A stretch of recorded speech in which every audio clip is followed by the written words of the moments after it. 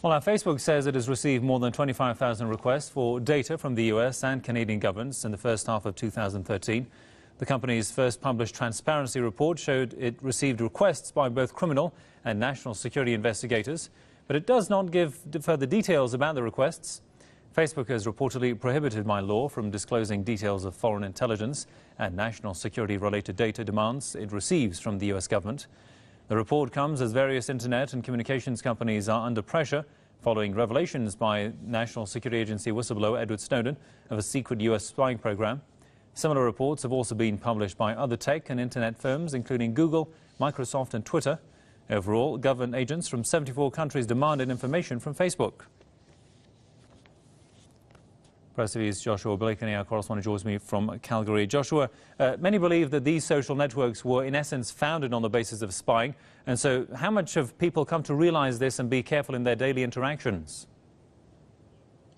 Yes, hi Hassan. I think an increasing number of Facebook users are employing caution and thinking when they write things on Facebook that it may very well be being read by the authorities. And so we see as Canada, especially, and the US also metastasizes into this war on terror, that there's a corresponding authoritarianism and that people's civil liberties and privacy rights are being abrogated for political expediency. Of course, many of us do ask the question, what is Mark Zuckerberg's relationship and attitude towards the CIA, towards the Israeli Mossad?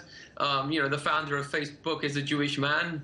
Israel is the Jewish state. Does he have any relationship to Israel? I mean, I think that's an interesting question to ask. We know that the authorities are combing the internet and looking for potential patsies, people that they can use in their various fraudulent trigger incidents and false flag attacks that they're doing. They're often, clearly the intelligence agencies are very pleased when they find a Muslim person who's willing to profess sympathy towards this abstraction called Al-Qaeda, who they can then use. In Canada recently, we've had these so-called foiled terror plots where the government finds someone who perhaps on the internet has professed sympathy for this entity called Al-Qaeda, and then they kind of set them up and encourage them to be the fall guy in order to tell Canadians, look, we're protecting you from these Al-Qaeda sympathizers. So there's all kinds of incentives for the authorities to want to delve into people's emails, into people's Facebook accounts.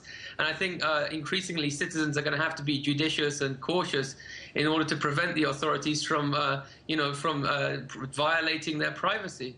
And of course, is the worst yet to come regarding the NSA scandal? Because recently we heard that the US had been even spying on the United Nations.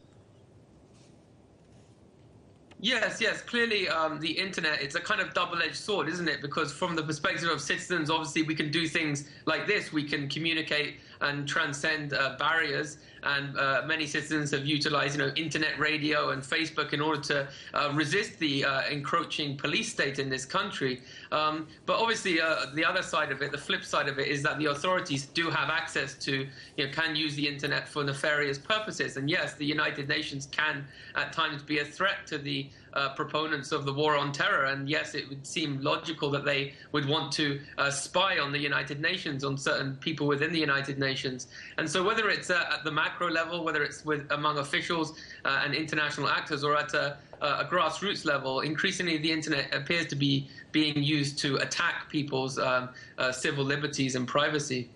Indeed. Well, we'll leave it there for the time being. Many thanks to Press TV's correspondent in Calgary, Joshua Blakeney.